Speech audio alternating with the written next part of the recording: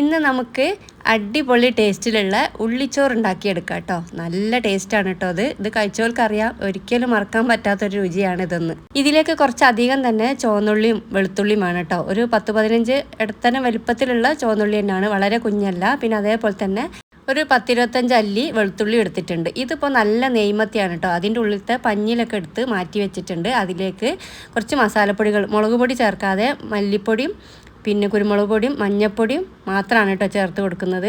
അതൊന്ന് കുഴച്ച് വെച്ചിട്ടുണ്ട്. പിന്നെ അതാ പാൻ അടുപ്പത്ത് വെച്ചിട്ട് അതിലേക്ക് വെളിച്ചെണ്ണയും പിന്നെ നല്ല നെയ്യും കൂടി ചേർത്ത് കൊടുക്കുന്നുണ്ട്.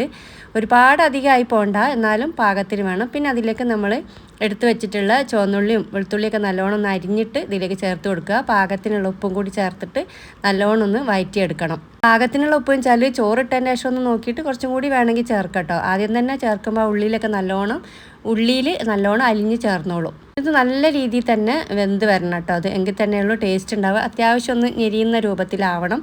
എന്നതിന് ശേഷമാണ് അത് നമ്മൾ ബാക്കിയുള്ളത് ചേർക്കുക. ഒരു ചെറിയൊരു പീസ് പച്ചമുളകും പിന്നെ കുറച്ച് കറിവേപ്പിൻ്റെലും കൂടി ചെറുതാക്കി അരിഞ്ഞത് ചേർത്തിട്ടുണ്ട്. കുരുമുളക് ഇടുന്നുണ്ട്, അതുകൊണ്ട് പച്ചമുളക് അധികം ഇടേണ്ട ആവശ്യമില്ല, എന്നാലും ചെറുതായി അതിൻ്റെ ടേസ്റ്റിന് ഇടുന്നുണ്ട്. പിന്നെ അത് അത്രയും ഒരു 1/4 ടീസ്പൂൺ അളവിലുള്ള കുരുമുളകാണ് ഇട്ടത്. ആദ്യം ഞാൻ 1/2 ടീസ്പൂൺ ഇട്ട് പിന്നെ കുറച്ചും കൂടി ഇട്ടിട്ടുണ്ട്. പിന്നെ അത് ആദ്യം തന്നെ ഞാൻ 1/2 ടീസ്പൂൺ മഞ്ഞൾപ്പൊടിയാണ് എടുത്തിട്ടുള്ളത്, കുറച്ചും കൂടി ചേർക്കുന്നുണ്ട്. ഈ മഞ്ഞൾപ്പൊടി നമ്മുടെ വീട്ടിൽ തന്നെ ഉണ്ടാക്കിയെടുത്ത് പൊടിപ്പിച്ചിട്ടുള്ളതാണ് കേട്ടോ. അപ്പോൾ അതുകൊണ്ട് ഒന്നുകൂടി ഔഷധ മൂല്യം ഉണ്ടാവും, വീട്ടിൽ നിന്ന് തന്നെ നമ്മൾ തയ്യാറാക്കുന്നതുകൊണ്ട്. പിന്നെ എന്താ പൊടികളുടെ പച്ചമണമൊക്കെ ഒന്ന് മാറുന്നവരെ നല്ലോണം ഒന്ന് ഇളക്കി കൊടുക്കണം. പിന്നെ അത് ലേശം കൂടി മഞ്ഞൾപ്പൊടി ഞാൻ ചേർക്കുന്നുണ്ട് കേട്ടോ. ആദ്യം ചേർത്തപ്പോൾ കുറച്ച് കുറഞ്ഞു പോയിട്ടുള്ള പോലെ തോന്നി. ഇത് മഞ്ഞളൊക്കെ ഉള്ളിലെത്തിയാലും നല്ലതാണ് കേട്ടോ, നമ്മളെ വയറ്റിൻ്റെ ഉള്ളിലെത്തിയാൽ.